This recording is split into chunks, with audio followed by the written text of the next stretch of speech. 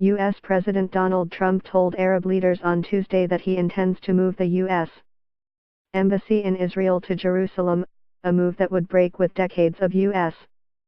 policy and risks fueling further unrest in the Middle East. Read more. Donald Trump warned not to call Jerusalem Israel's capital. Officials fear it could unleash violence.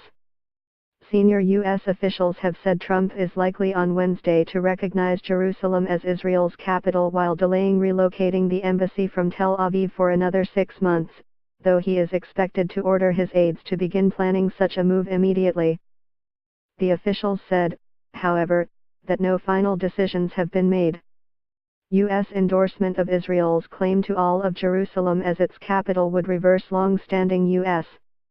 policy that the city's status must be decided in negotiations with the Palestinians, who want East Jerusalem as the capital of their future state.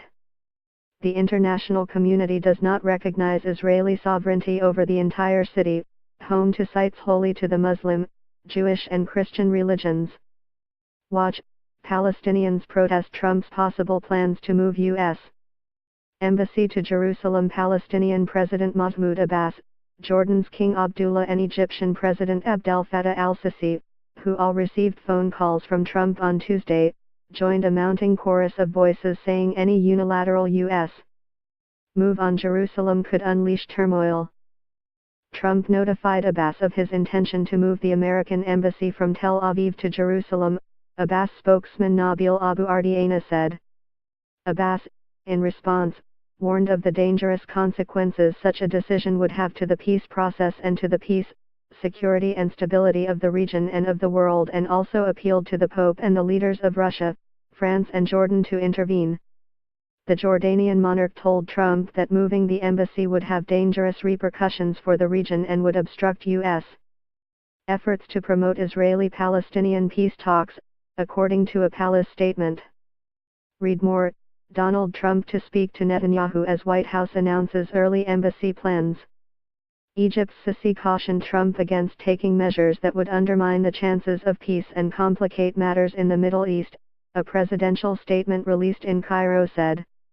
None of the leaders' statements said whether Trump, who was also due to talk to Israeli Prime Minister Benjamin Netanyahu, specified the timing of an embassy move.